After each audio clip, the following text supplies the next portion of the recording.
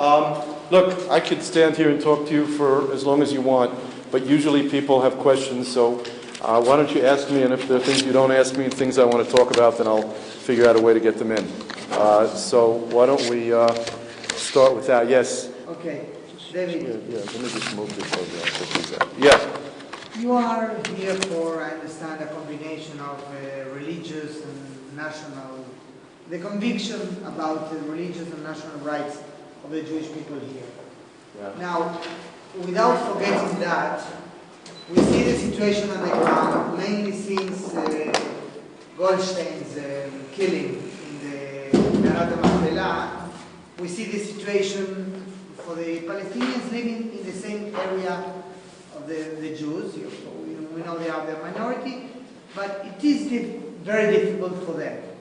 Now, for the Jews as well, but they are limited by the army, by all the considerations regarding security of the Jewish inhabitants of Hebron.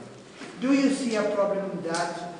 Do you see things going around on the ground in this area as a potential bomb, I don't know how to call it, something, it's just a question of time until it will explode? I mean, it's not a good basis for coexistence. Look, I think that you're right, but you've got it backwards. Okay? The problem here isn't for the Arabs, it's for the Jews. Look, I today as a Jew in Hebron have access to 3% of the city. The Arabs have access to 97% of the city. The Hebron Accords signed in 1997 were supposed to create an open city. Today I can't go to the other side of the city. Most of the city is off limits to me. I have no access. There is Jewish property there. There are holy sites over there. There are very interesting places over there that I have no access to. But they, on the other hand, can come over here. They can come onto this side of the city. I can't go onto that side of the city. There is, in terms of accessibility, about 1 kilometer where they don't have direct access. They can't walk down 1 kilometer of street here that was closed by the army because of security issues. That's been upheld by the Supreme Court twice. Dorit Benish, who is not known to be a good friend of ours, said that it was the minimum measures necessary to see to it that people would be safe here. So I don't, they have almost the entire city. They had more of the city. They had all of the hills until they started to shoot at us. They shot at us for 2.5 years. There were people that people's homes were shot into. I live upstairs here. My home was shot into several times. There were people killed, but people were killed. There were people that were wounded, and there were numerous miracles. So if there's a problem here, I don't see it as being for my Arab neighbors. I see it as being for us. If the security issues didn't exist, then the situation here might be a little different. In terms of the restrictions for Arabs or the security measures taken, you have to keep in mind that they're taken for a few reasons. Of course, there are security measures so that we'll be safe. There are also security measures taken so that you'll be safe. You collectively. We have numerous groups that come into Hebron. We have tens and hundreds of thousands of people that come in. And we want to make sure they're all safe also. There's also a military presence today to ensure that the terrorists don't plan their attacks here and then go blow themselves up in Beersheba and in Haifa, which is what happened in the past. When the army pulled out of Hebron and left almost the entire city to the PA, we had people who were planning attacks here and then perpetrating them all over the country. And today those security measures aren't just taken here, they're taken all throughout Israel. And that's a necessity to protect people's lives. It's aleph bet. That's the first responsibility of any government, is to see to it that its citizens are safe. And not just me. People in Tel Aviv have to be safe. So I don't see the problem today as being with them. I see it, the problem is the restrictions are more with them. Yes? Do you fear another intifada last week? The last 2 weeks were a little bit intense here because of the Palestinian that I'd appreciate it. You can ask me whatever you want, just introduce yourself so I know who I'm talking to. I'm Daniela from Brazil. Okay. Look, there's been a lot of talk of another intifada. We've seen an increase in violence against us here for quite a long time. That basically has manifested itself in fire bombs and rocks. There have been shooting incidences. There haven't been a great number of them. And of course we're concerned because we don't see very much being done to stop this. And our experience has taught us that when it's not stopped, eventually it does develop into very much more serious issues such as shootings and bombs and the like. And of course we're concerned about this. Are we concerned about an intifada as such? I think that a lot of that's today is spin in preparation for Obama's visit. I am concerned that the area will heat up as that visit comes closer. I don't think that today Abu Mazen can afford the same kind of intifada that we've seen in the past. They lost too many people. It was too costly for them. It was very costly for us also. I don't think they have the means, the manpower, the money to try to do that again. But we're always concerned because we never know how things are going to develop. We've seen things spiral out of control in the past, and it could just as easily happen again. You certainly agree. I met from Austria and we met in the distant past. You certainly agree that the situation is not normal, whatever you can call normal, the partition of the city, the tight security. What is your vision of the future? What is, in your view, the permanent solution in the ideal future? Okay, first of all, let's take that and divide it into a few parts. First of all, very important to keep in mind that Hebron is not an isolated place. What happens here is not just determined by the Arabs in Hebron. You're dealing with Fatah, you're dealing with Hamas, you're dealing with other Arab leaders throughout. So what happens here isn't just, and of course we're dealing with the State of Israel, we're dealing with the United States, international, so that we're not going to see a solution in Hebron, but the problems that you have up in the Shomron continuing up there. Okay, it all comes together. That's number one. Number two, in terms of normalcy, you're right. The situation isn't normal. But let me give you a couple of examples from my perspective as to what's normal. Today, the community can't grow. We have all of the apartments we have are full. Our kids are getting married. Some of them want to stay here. I don't have any place to put them. New families want to come in. Why not? Because I don't have any apartments. There are two ways to grow. I can either build or I can buy. The defense minister has to sign building permits for us. Okay? And they're not doing it. Barak didn't sign building permits for us for political reasons. We're hoping that will change very shortly with a new defense minister. Hopefully Boogie will come in and we'll see a change in that.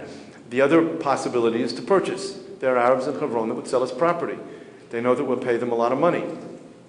The only problem is that according to PA law, it's a capital crime. An Arab that sells property to his Jews is to be executed. They kill them. They torture them and they kill them. So it's very difficult for us to explain. That's not normalcy. It's not normal when a person is told if he sells a piece of property to somebody that he's got a death sentence on his head. Okay? Normalcy means that I shouldn't have to have people come into Hebron in a bulletproof bus or even with plastic on our windows. Why do I have to worry about people being stabbed or rocks thrown at them or firebombs and like that? Normalcy can only exist when our neighbors accept the fact that I have a legitimate right to be here. They still reject that. They say that as long as I'm here, there'll never be peace. I'm talking about the distant future, ideally. I mean, the settlement blocks, whatever you want, would be annexed to Israel. Yeah. Politically, what would be the arrangement? Would you say you would have normalcy as far You're as... You're asking me what's going to happen with the Arabs? Let's say Israel, if Israel annexes, I think that Israel has to annex all of Judea and Samaria, of course. Okay? So then you ask me, so what happens with the Arabs here? Okay? So they're the citizens of the State of Israel. Just like I'm a citizen of the State of Israel. And demography and... First of all, there's no demographic problem whatsoever. Okay? The numbers that you receive are totally off the wall. Today, Israel, with Judea and Samaria, is 2/3 Jewish, 1/3 Arab, and they're not going to catch up so fast. The Arab birth rate today is dropping. It's not picking up, it's dropping, and I've seen that in numerous reports. The reason that it's dropping is because Arab women that used to get married when they were 15 years old and start having babies until they were 40 years old are today getting a better education. They want a career, so they're not getting married at 15 and having babies at 16. They're getting married when they were in their early 20s, and they're not interested in having 20 kids at home. Okay, so that birth rate is dropping. The Jewish birth rate is rising, and I also think that there's going to be a tremendous influx of Jews into Israel from around the world. I expect that within the next 20, 30 years, the Israeli population, Jewish population in Israel is going to go up from 6 million to 9 or 10 million. I think that people are going to come over here, and that's going to change the demographics also. I'm not worried about the demographics. Do you see a possibility of living in Hebron without the walls and the checkpoints and the observation? First of all, there are no walls here. I would very much prefer to live that way. We don't believe in walls, we don't believe in fences, and we don't believe in barriers. Most of what we see is put up by the IDF, but that's not dependent on us. We don't go over there killing people. They try to kill us. If they stop trying to kill us, and they accept the fact that we have a legitimate... you have to keep in mind that in January of 1997, when the Hebron Accords were signed by Yasser Arafat, together with Bibi Netanyahu and the President of the United States, they accepted the legitimacy of a Jewish community in Hebron. They divided Hebron. When they divided Hebron, they accepted the fact that we have a legitimate right to be here. But in practice, that doesn't happen. They reject the fact that we're here. They say that we can't stay here. And it's very difficult then to create any kind of state of normalcy. Look, when I came to Israel in 1974, they didn't have people at bus stops in Jerusalem making sure that terrorists didn't get on the buses with bombs. Okay? I prefer that they shouldn't have that either. Okay? When you go up north today, if you go up the northern Israel, you see huge amounts of army all over the place. On the border with Lebanon and the border with Syria. Today, a lot of people in Syria coming down towards Jordan. I'd prefer not to have all of that, but today's security situation demands it. What do you think about I don't know if I can talk about a shift on the Israeli mentality, but most Israelis today asked about the Jewish community in Hebron would say, I don't know the numbers, but a lot of Israelis would say they don't need to be there, it's too dangerous for them, they don't need to live in Hebron. And I think that the settlers, mostly the ones in Hebron, feel that they are kind of isolated from the rest of the society, the Israeli society. Do you feel that? What do you think? No, I think that the polls that we've seen, you don't see them every day, but the polls that we've seen show exactly the opposite. They show that there is a tremendous support for Jewish community in Hebron. People understand that this is our roots, that this is where the Jewish people began, that the tomb of the patriarchs is a very, very important place. Of course, there are people that oppose the community. Okay, you have people on the extreme right and the extreme left that oppose us being not only in Hebron. They oppose the fact that today we have East Jerusalem. They oppose the fact that the Jews can go to the Western Wall. They think that should all be given to the capital of a Palestinian state. And look, one of the factors of democracy is that people should be able to think whatever they want to think. Okay, as long as they don't, leave the limits, the framework of thought, and start to use illegitimate ways of trying to express their ideas in fact. But I think that we see a tremendous number of people coming into Hebron, also Israelis, from all over the country. And we're seeing more and more people who do come in who are changing their minds because the ideas that they've had about the people that live here and about the community change when they come in and they see it with their own two eyes. And that's one of the reasons we've seen that numerous times. That's one of the reasons we put so much effort into bringing people in. The fact that there are people that still don't accept the fact that we're here, we try to change that in whatever way we can. But I can't force people to think what they want to think. Yeah. David, you said you'd like Israel, of course, to annex the whole of the Judea and Samaria, the West Bank. I think we can assume... Excuse me? I missed... I think you said you'd like Israel to annex the whole of the West Bank, of the Judea and Samaria. I think we can assume that will be there's a low probability that such an option will happen. I don't know, reading the I've heard that was one of the demands that Bennett is making of Netanyahu. He has no choice. Yeah. Otherwise, he's not going to have a coalition government. Yeah. Anyway, if that doesn't happen, and in any eventual future formula, there is a Palestinian state. No, there is no Palestinian state. If there will be, there won't be. Will you do? Provided you stay here, anything can be accepted? That's a kind of question that I answer very cynically. I tell people that I woke up this morning and I looked out the window, and you'll never guess what I saw. I saw a pink elephant flying through the sky, but I didn't have time to take a picture of it. Sorry. Why do you think that's impossible? I don't think that there's going to be any kind of Palestinian state, because the people, Israel today, all of the Israeli leadership understands, as well as the Israeli people, understand that it's suicide for the state of Israel. It's suicide. Okay? Look, we have today, let's take a very, very quick look at the map of Israel. To the north, we've got Lebanon, southern Lebanon, you've got Hezbollah that's already shot rockets at us, and according to Israeli intelligence, they already have chemical weapons. We see what's happening in Syria. We have no idea what's going to happen after Assad finally falls, okay? And he's still threatening to attack us.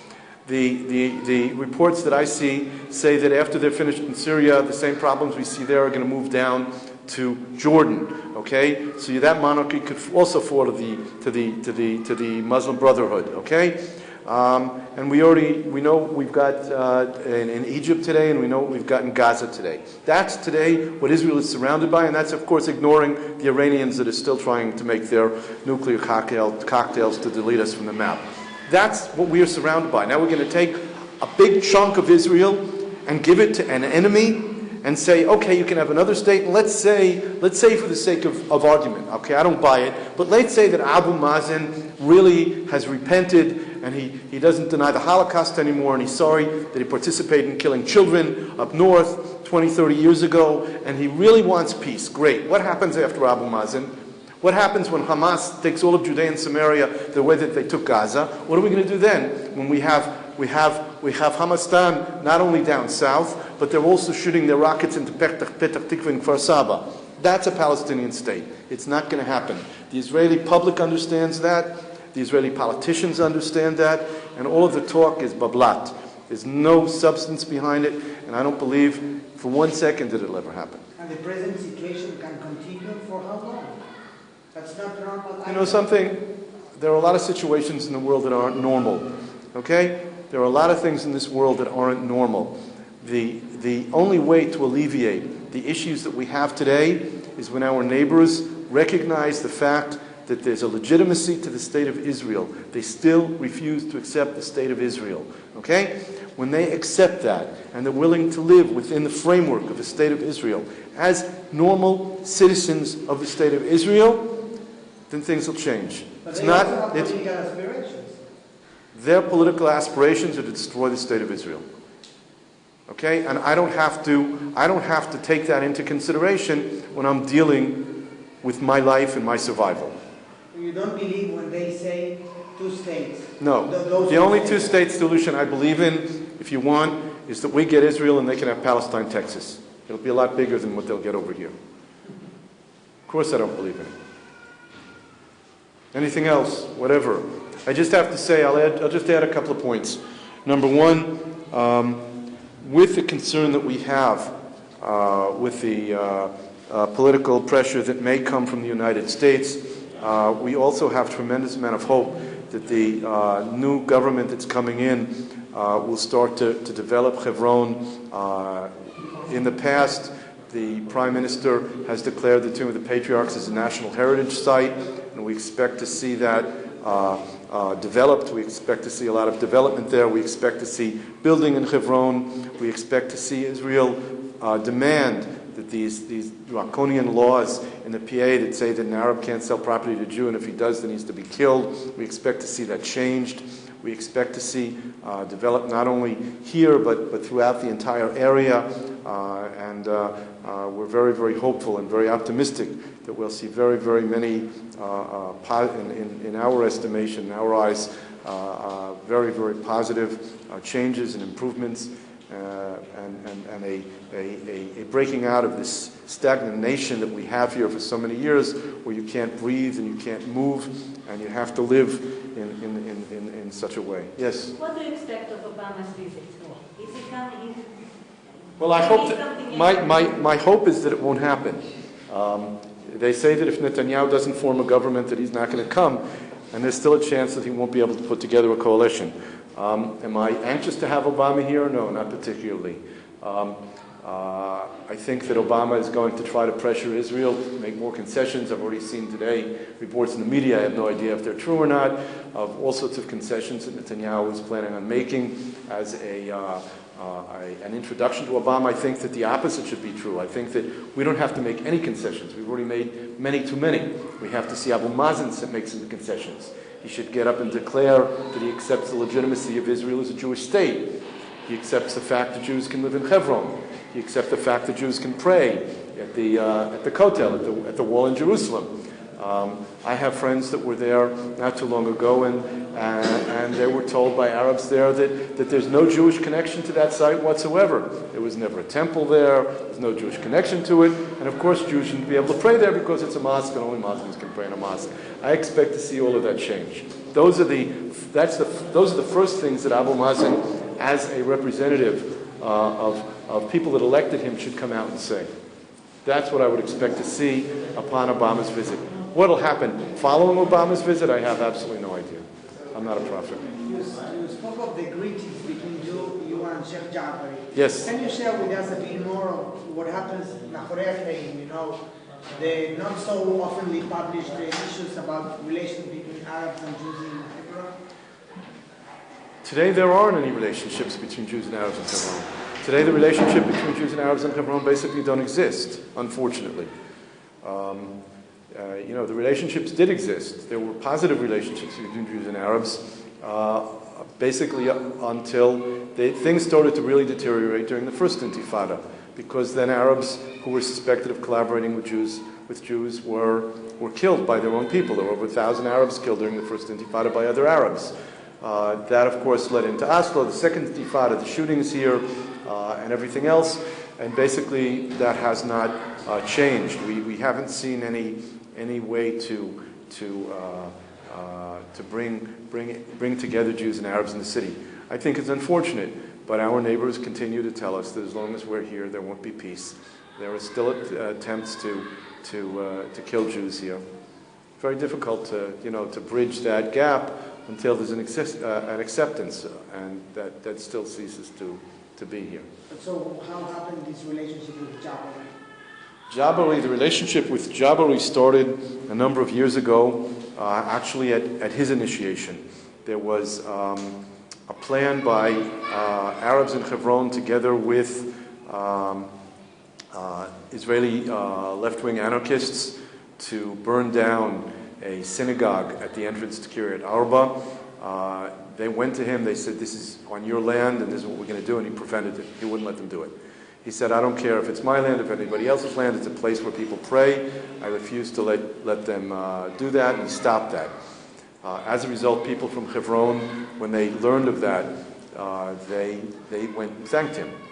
And that began a dialogue which has continued up until basically today. It's developed. As I said, we've had meetings with him. I took a group of Michael Medved from the United States to see him. I've taken Jewish groups, that with our organization, other organizations in the United States to see him. We had a meeting with him less than a year ago with representatives of the European Union. Where do you meet if you can't go to that part of the city? We go to his tent. He has a big tent in the southern Hebron Hills. I've posted some of the meetings with him up on our YouTube channel, on our website. And as I said, he called me and wished me a happy holiday, and I called him and wished him a happy Ramadan. Easy fast. Of course it's possible. Look, it's obvious that we don't see eye to eye. Okay? We have major disagreements. Okay? He holds up the Quran and says, all of this land belongs to me because God gave it to me. So I can hold up a Bible and say, well, it belongs to me because God gave it to me. But we have found an open channel of communications. His views are a little different from those of people in the PA. And we've had numerous discussions. And as far as I'm concerned, that's fine. If there can be an open line of communications, then you have at least the seeds, the beginnings of some way to be able to talk and maybe find some kind of ways that you can live together. When there's no communication, then there's no way possible at all. Any more questions before we finish? Just a little bit about yourself. How old Me? are you? Yeah. I was born in China. No, I was born in New Jersey. I've been in Israel since 1974, more or less. I've been living in this area since 1981. We lived in Kiryat Arba for 17 years. I've been living here now for, I don't know, I guess almost 14 or 15 years. Since 1980, living here since 1998. How old am I? I'm ancient. I was been compared to Abraham. I was interviewed by a guy named Khaled Diab, once an Egyptian journalist, who in his article compared me. He said, when I first saw him, the beard, I thought he was Abraham. He said, that's what he looked like, he said, until I saw his gun. But in any case, I will be, in another month, I will be 59. I was born in 1954. I've been working here in the community for almost 19 years now, and I have 7 children, 5 married, a lot of grandchildren. I don't know what else you want to know about me.